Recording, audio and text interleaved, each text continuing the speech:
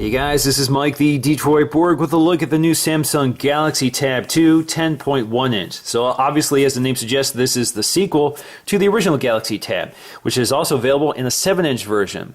So really, this isn't a substantial change over the previous model. The big changes here are the fact that they've dropped the price to $399 and it's now equipped with Android 4.0 for a faster and smoother overall performance. Internal specs haven't changed much. We still have a dual-core 1 gigahertz processor, but instead of the Tegra 3, we now have a TI-OMAP processor. We still have 1 gig of internal RAM. We have 16 gigs of standard storage, but you can upgrade it up to 32 gigs thanks to a micro SD card slot. It's available on Wi-Fi only. Currently, no 3G version is planned. Now, we also get a 7,000 milliamp internal battery, and we carry over the same display. So we get a 1280 by 800 TFT LCD display. TFT, thin film transistor, means the same thing for everything. So it's an IPS display, a lot like the original iPad. So of course this won't take on the Retina display of the iPad anytime soon, but will compete with the iPad 2. Now, of course, there are other features here, including Bluetooth, and this has a built-in IR blaster to work with your home theater equipment, and they've included an app for that called Peel. So you can basically use this as your universal remote control. Alright, they've also made some cosmetic changes here, and we'll take a close look at that once we get it out of its box. So let's go ahead and crack into this.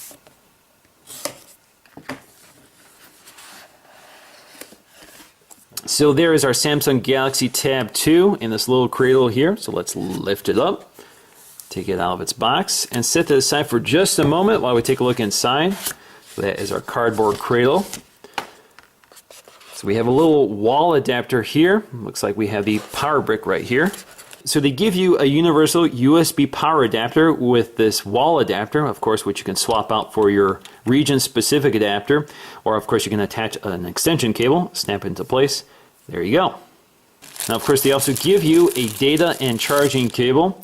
So again, this is just a USB cable with Samsung's proprietary connector. And of course, they give us plenty of literature, including the health, safety, and warranty guide in multiple languages, Galaxy Tab 2 Quick Start Guide, Galaxy Tab 2 Accessory Guide, and a flyer telling us about Samsung's Media Hub. Alright, so let's get to the star of the show itself, the very reflective Samsung Galaxy Tab 2 10.1 inch. So first, we're going to peel back the plastic, and they give us a nice little tab here. Comes right off.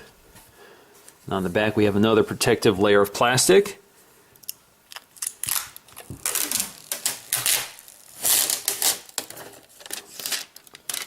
There you go. Looks like there's another layer of plastic underneath that. Alrighty, so with all the plastic removed, and I think there are about a dozen pieces of plastic covering just about every corner of this thing, we can take a close look around.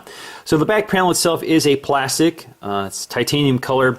Has a nice matte finish to it, so it feels pretty nice to hold in the hand. Along the side, we have this shinier, glossy, charcoal color plastic. You can see it wraps the entire bezel of the tablet.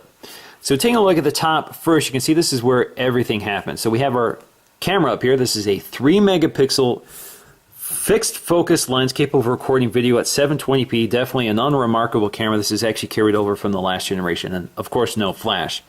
Up here we have the headphone jack, which is kind of precariously located toward the center of the display. Up here we have our IR blaster, our micro SD card slot, so we can pop that off and take a look inside. Pop that back on. We have our volume rocker up here, and then our power or sleep wake button up here. Now we have nothing on the left hand or right hand side of the tablet. On the bottom we have our dock connector as well as a microphone. Now on the front of the device we have these grills for our speakers. So we have a right speaker and a left speaker for stereo sound. So this is quite an improvement over most tablets which put the speaker either at the back or at the side. So instead these speakers are firing right at you, and you have two of them. So you have much better speaker quality thanks to that arrangement. So it looks also kind of unique, and you can see that they've placed the speakers up here toward the top so they don't interfere, or so you don't block them when you're holding the tablet this way. But of course this means there's only really one right way to hold it, as indicated by the Samsung branding at the bottom. And also at the top of the tablet is our VGA camera. Again, just VGA resolution, so that's a sub 1 megapixel camera, as well as an ambient light sensor right next to it. Alright, so let's go ahead and boot this up for the first time. I'm just going to press and hold the power button. And let's take a look at the boot sequence.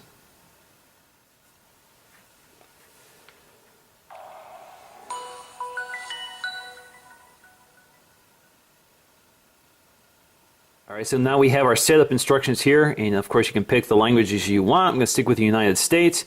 We're going to click Start. Now we just need to select our local wireless network, so I'm going to go with my time capsule here, and I need to type in my password. All right, so we just need to set our date and time, and it seems to have done this automatically, so I'm going to go to Next. All right, so we can go ahead and sign in with our Google account.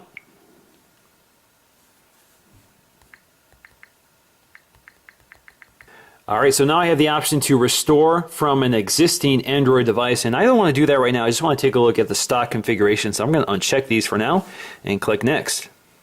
Next up, it just wants me to agree to use Google Location, and that's fine with me. And it knows my name because I've logged into my Google account, so let's agree to that.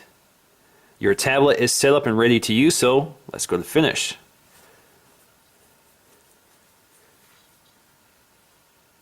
Now taking a close look at the user interface, starting with the lock screen. So on the lock screen, all we have to do is wake it up simply by tapping and swiping left, right, up, or down, and get you into the main home screen.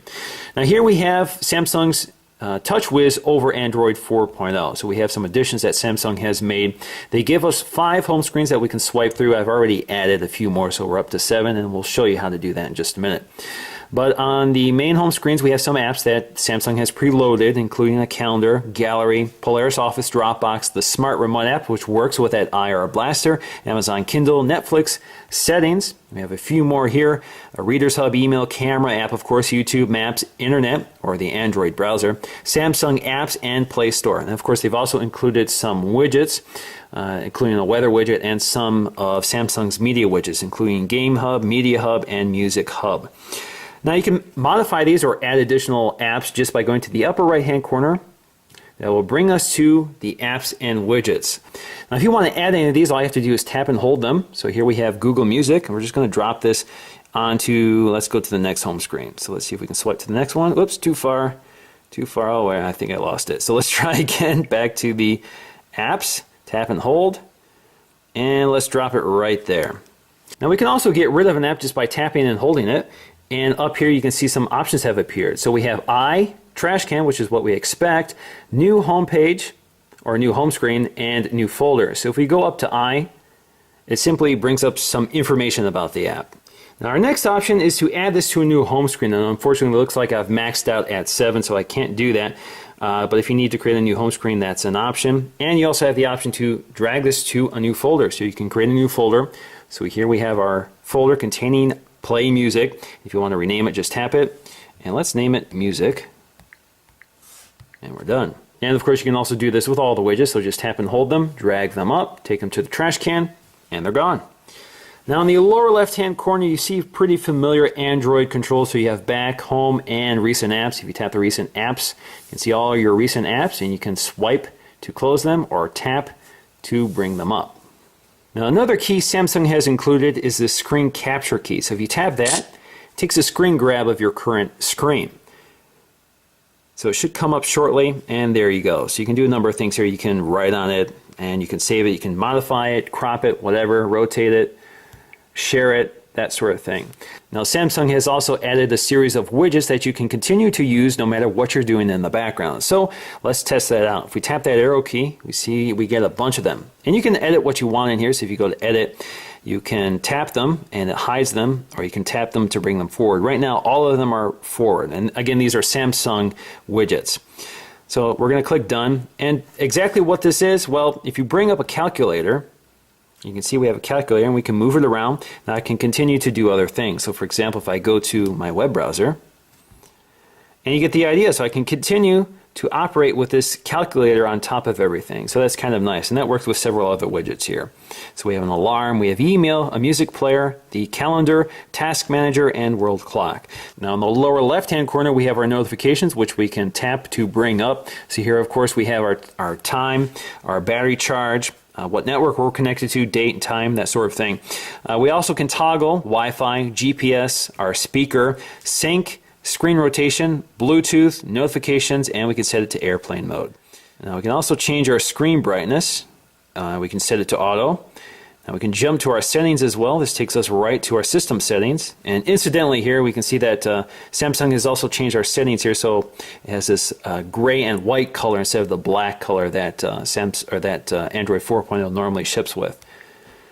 We also have our media player here, so we can continue to play, skip through music from this control. And we have our notifications here, so we can jump to our notifications. So here we have looks like I have some new songs added to Google Play Music. It'll take me right to Google Play.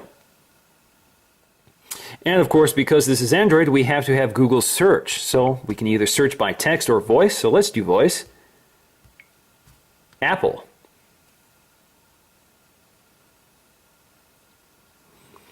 So we get, it looks like it found a contact in my address book for Apple. Now we can also do a web search here. Search the web for Apple. So as you can see, that's actually something called voice actions, which is pretty versatile. So if we go back to home screen, go back to Google, let's tap Wake Me Up at 7:20 a.m. You can see it sets an alarm for 7:20 a.m. We're going to set. We're all set to go. Now, of course, you can do other things like listen to Coldplay.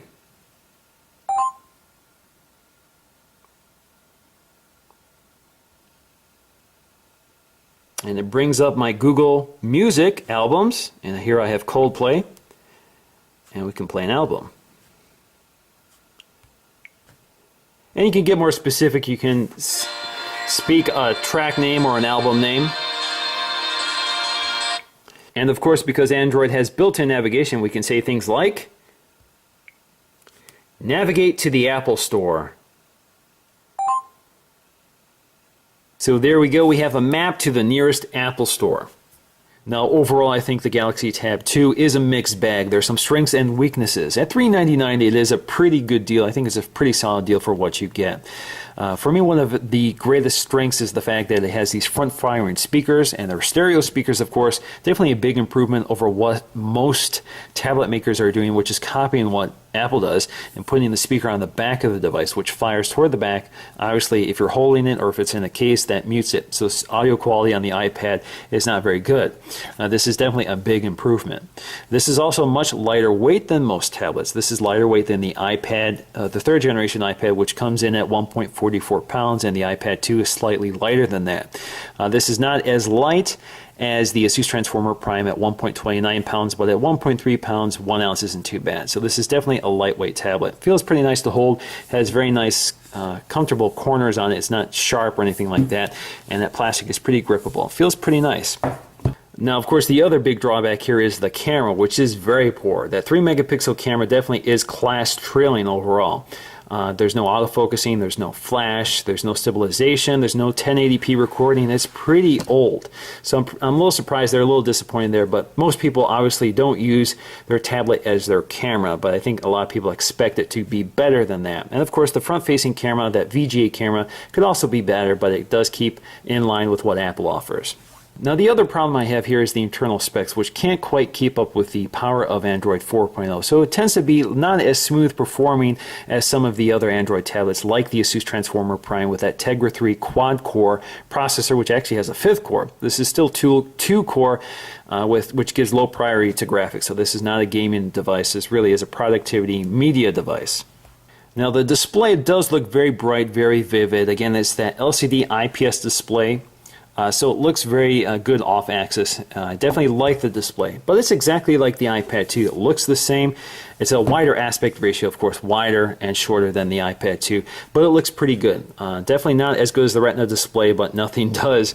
But this gets pretty close to top quality for this type of device. So again, $399 gets you a reasonable resolution for a device like this.